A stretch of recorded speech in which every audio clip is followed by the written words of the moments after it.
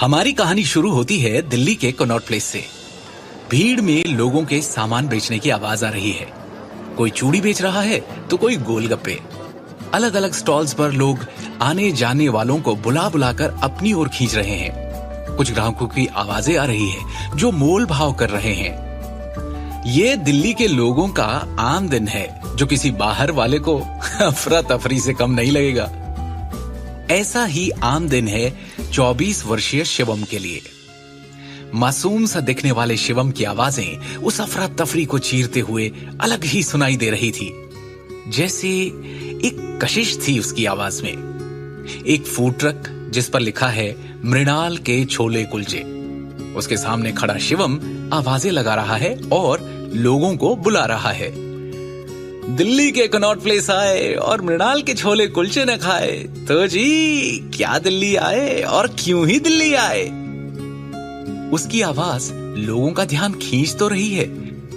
कुछ उसके ट्रक तक आकर रेट्स पढ़कर लौट रहे हैं तो कुछ सिर्फ एक प्लेट लेकर उसमें से पूरे परिवार का स्वाद निपटा रहे हैं। खैर, मायूस सा शिवम आवाजें लगाते हुए कब दोपहर से शाम कर बैठा उसे पता ही नहीं चला। एक और दिन निकल गया और आज भी गले में कुछ कम ही कमाई चमक रही है।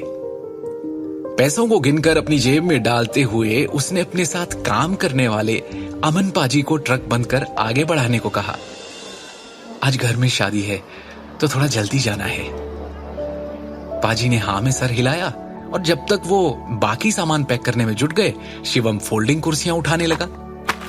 अपनी धुन में मगन वो कुर्सियां बटोर ही रहा है कि उसे कुछ आभास हुआ। थोड़ा सकपकाकर डरते हुए जैसे ही उसने नजर उठाकर सामने देखा तो दूर खड़े दो आदमी उसे दिखाई दिए जो उसे ही घूरे जा रहे हैं। सूट बूट से लेस वो दोनों एक टक उसे ही देखे जा रहे हैं। शिवम ने नजर घुमाकर इधर उधर देखा और वापस उन दोनों की तरफ देखा। उसके चेहरे से साफ था कि उसे समझ आ गया है आखिर मामला है क्या। पहले तो वो थोड़ा हड़बड़ाया और फिर जल्दी जल्दी में कुर्सियां ट्रक के अंदर पटक कर चाबी पाजी की तरफ फेंक कर फुर्ती में वहां से निकल गया। पहले तो तेजी से चलने लगा, लेकिन फिर जैसे ही उसने नजर घुमाकर देखा तो उसके होश उड़ गए। वो दोनों उसका पीछा कर रहे हैं। उसकी सांसें बढ़ गई और अब उसकी रफ्तार में और तेजी आने लगी। चलते हुए एक गली में मुड़ा, फिर दूसरी और तीसरी।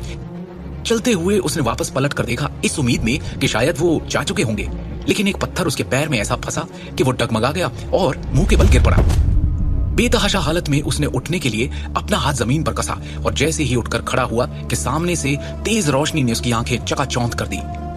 रोशनी से चुंधियाई हुई आंखों को बचाते हुए हाथ को हटाकर उसने सामने नजर मारी तो एक बड़ी सी बेंटले कार को खड़ा पाया और उसके पांव मानो जम से गए। उसके कानों के पास से बहती हुई सनसनाती हवा ने जैसे उसके रोम रोम को चौकन्ना कर दिया। जिन अतीत के पन्नों को फाड़ कर वो कब का जलाकर राख कर चुका था, वो आज फिर उसके सामने खुलकर उड़ रहे हैं।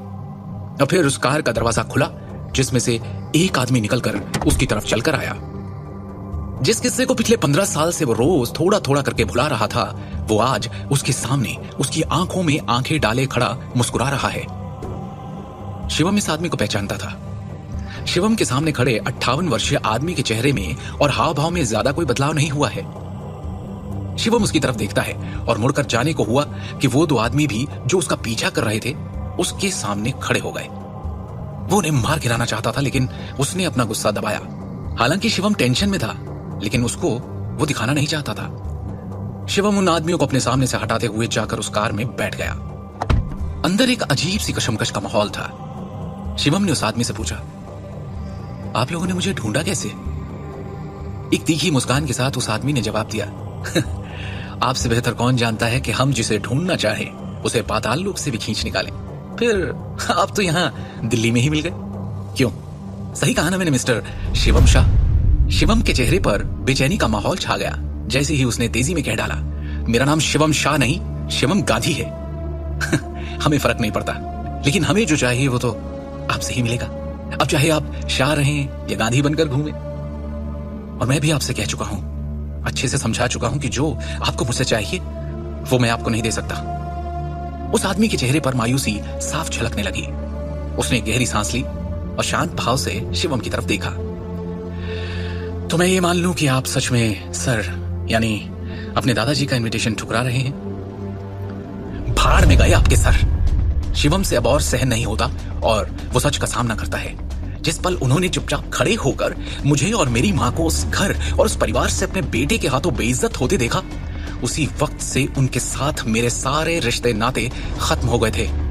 और ये कहते ही शिवम के सामने 15 साल पुराना अतीत चमकने लगा। उसकी माँ जमीन पर गिरी पड़ी है, उसके माथे से खून निकल रहा है और कोई उसे मार रहा है। 8 साल का शिवम इस दर्दनाक दृश्य को देख रहा है। पास में खड़े दादाजी कुछ नहीं बोल रहे थे। अतीत के इस मंजर से शिवम को उस काले सूट वाले आदमी ने बाहर निकाला। आप भी जानते हैं कि वो ऐसा नहीं करना चाहते थे। 2 साल से दादाजी की तबीयत खराब है। उन्होंने ही कहा था कि हम आपको ढूंढ कर लाएं। शिवम बहुत ही सीरियस टोन में उस आदमी से कहता है, मुझ पर इन सारी बातों का कोई असर नहीं होने वाला है। मैं उस घर में कदम नहीं रखूंगा, क्योंकि उस घर में वो इंसान रहता है जिसने मेरी माँ की बहुत बेइज्जती की थी। और यही दादाजी थे जिन्होंने अपने बेटे को रोकने की कोशिश भी नहीं की। अब उन्हें मुझसे क्या चाहिए? अब प्लीज जाकर उनसे कह दो कि मुझे मेरी जिंदगी अपने शर्तों पर शांति से जीने दें। शिवम, ये आप कैसी बात कर रहे हैं? सोच कर देखिए, आप एक शाह होकर किस परिवार से अपना नाता तोड़ना चाहते हैं? शिवम के गुस्से का बांध टूट जाता है और वो कार की खिड़की के कांच पर गुस्से में मुक्के मारना शुरू कर देता है। वो आदमी समझ नहीं पाता कि शिवम इतनी जिद क्यों दिखा रहा है। वो उसका हाथ पकड़ता है। शीशे को कुछ नहीं होगा, लेकिन आपका हाथ जरूर जख्मी हो जाएगा। दादाजी ने साफ साफ कहा है कि हम आपको उन तक एकदम सही सलामत पहुंचाएं। शिवम को मानो तो जैसे काटो तो खून नहीं। वो उस आदमी की तरफ मुड़ता है और अपने गुस्से को पीकर कहता है, देखिए, मैं आपसे आखिरी बार कह रहा हूं, 15 साल का वो दिन मैं कभी नहीं भूल सकता। और मुझे नहीं लगता कि दादाजी, मेरा मतलब है सर, भी कभी भूल पाएंगे। और अगर वो भूलना चाहेंगे भी तो मैं उन्हें भूलने नहीं दूंगा। उस दिन सर के बेटे ने मेरी माँ की बेइज्जती की थी, उनके स्वाभिमान को ठेस पहुंचाई थी, उनका भरोसा तोड़ा था। उनकी औकात 1-2 कौड़ी के इंसान से बदतर की थी। उस दिन मेरी माँ के साथ जो सलूक हुआ था उस घर में, उन्हें जैसे सर के बेटे ने धक्के मारकर बाहर निकाला था। और क्या गलती थी उनकी? यही ना कि वो, कहते हुए शिवम अचानक से रुक गया। क्या हुआ था उस दिन? ऐसा क्या किया था शिवम की माँ ने जिसके कारण उन्हें शाह परिवार से उनके पति ने उन्हें धक्के मारकर बाहर निकाल दिया था? और फिर आज अचानक शिवम को लेने क्यों आए? शिवम उस दिन के ख्यालों में खोया ही था कि वो आदमी बोल पड़ा, इसका मतलब है आपको उन फटीचर नारंग के यहाँ एक गरीबी वाली और जिल्लत भरी जिंदगी जीना मंजूर है, लेकिन शाह फैमिली में लौटना मंजूर नहीं। शिवम को जैसे नारंग फैमिली के उल्लेख पर कोई फर्क ही नहीं पड़ा और वो तपाक से बोल पड़ा, शाह परिवार को सिर्फ पैसा, दौलत और शोहरत से मतलब है। क्या तुम्हारे भी भेजे में ये नहीं घुस रहा कि ये बात पैसे और रुतबे की नहीं, इज्जत और स्वाभिमान की है? जिस घर में वो इंसान रहता हो जिसने मेरी माँ की इज्जत नहीं की, मैं उस घर में कदम नहीं रखूंगा। जाकर बोल दो अपने सर से। गुस्से में उसने दरवाजा पीटना शुरू कर दिया और कहा, दरवाजा खुलवाइए और मुझे जाने दीजिए। ये कहते हुए शिवम मुड़ता है और कार के दरवाजे को एक जोर का धक्का देता है, जिससे दरवाजा एकदम से खुल जाता है और वो हड़बड़ाता हुआ बाहर की तरफ जमीन पर जा गिरता है। गाड़ी रफ्तार में चल रही थी। शिवम रोड पर गुलाटियां खाते हुए पीछे की तरफ गिरते हुए पहुंचता है, लेकिन बेंटले के पीछे से अटका हुआ एक ट्रक शिवम की ओर तेजी से बढ़ रहा था। तभी ये देखते हुए काले सूट वाला आदमी अपनी जेब से एक रिवॉल्वर निकालता है और उस ट्रक के टायर पर गोली चला देता है। गोली लगने के इंपैक्ट से ट्रक अपना बैलेंस लूज कर सड़क के साइड पेवमेंट पर चढ़ जाता है। शिवम की जान बच जाती है, लेकिन इससे पहले कि वो आदमी शिवम को वापस जबरदस्ती अंदर बिठाए, वो जैसे तैसे उठता है और बेतहाशा भागना शुरू कर देता है। शिवम के चेहरे पर सालों का दबा हुआ गुस्सा साफ झलक रहा था। उसके दिमाग में हजारों ख्याल एक तूफान की तरह चल रहे थे। शिवम के कानों में उसके पिता की आवाज गूंजने लगती है, तुमने जो किया है उसकी भरपाई अब नहीं हो सकती। तुमने शाह परिवार के रुतबे पर कई सवाल खड़े कर दिए हैं। जो हरकत तुमने की है उसकी सिर्फ एक ही सजा है, तुम्हें यह घर छोड़ना होगा। एक 24 साल के लड़के ने अपनी पत्नी और शिवम की मां से कहा। जवाब में शिवम की मां ने भी कहा, चलिए तो मैं जाऊंगी, लेकिन सारा सच अभी भी ढका हुआ है। हिम्मत है तो पूरा सच बताओ। ये कहते ही उस लड़के ने उस लड़की को एक जोरदार थप्पड़ रसीद कर दिया, जिसकी मार से वो नीचे गिर पड़ी और उसके माथे से खून निकलने लगा था। शिवम अपने ख्यालों से बाहर आता है जब पास से गुजरती हुई एक कार की तेज रोशनी उसके चेहरे पर पड़ती है। वो पीछे मुड़कर देखता है और चौंक जाता है कि वो कार अब भी उसका पीछा कर रही है। शिवम ने वापस चलना शुरू किया और एक ही ख्याल उसके अंदर बार बार कौंध रहा है कि चाहे जो हो जाए, जिस दलदल से उसे सालों पहले बाहर निकालकर फेंका जा चुका था, उसी कीचड़ में अब वो वापस नहीं लौट सकता। और लौटे भी क्यों? क्योंकि वो जिस कारण से शिवम को वापस अपने पास बुलाना चाहते हैं, वो उसके दिमाग में दूर दूर तक नहीं है। उसके दिमाग में तो कुछ और ही है जो वो वापस जाकर पूरा नहीं कर सकता।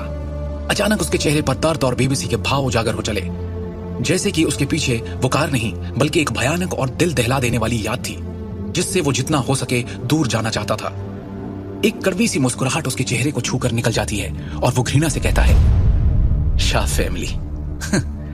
मालूम तो था उसे कि ये लोग उसे एक ना एक दिन ढूंढ ही निकालेंगे, लेकिन इतनी जल्दी ये उसने सपने में भी नहीं सोचा था। उसी कड़वे सपने से दूर जाते हुए वो इधर उधर देखने लगता है कि कोई टैक्सी या कैब मिले और वो उसमें बैठकर इन लोगों से दूर, बहुत दूर निकल जाए। जाने कितने ही ऑटो टैक्सी रोकने की कोशिश की, लेकिन इस वक्त रोहिणी तक का सफर कहां मिलता उसे इतनी आसानी से। अपनी हर कोशिश में असफल हो उसने अचानक मुड़कर देखा और ये क्या, वो कार अब भी उसके पीछे है। शिवम अचानक रुक जाता है और गुस्से में उस कार को देखने लगता है। शिवम के सब्र का बांध अब टूटने को था। जो करने से वो अपने आप को रोक रहा था, उसके लिए उसके हाथ मचल रहे थे। वो खुद को समझा ही रहा था कि वो गाड़ी स्टार्ट हुई और तेजी से उसके सामने आ रुकी। शिवम उनके सामने डटकर खड़ा रहा, लेकिन उन आदमियों ने जबरदस्ती पकड़कर उसे कार के अंदर घसीटा, दरवाजा बंद किया और तेजी से कार वहां से निकल गई। अब क्या करेगा शिवम? क्यों बैठा है कार के अंदर? कौन है ये लोग और वो क्यों शिवम को शाह फैमिली में वापस लाना चाहते हैं? क्या शिवम वापस लौटेगा उन अतीत के सायों के बीच? क्या हुआ था 15 साल पहले जो शिवम और उसकी मां को यूं जलील किया गया था?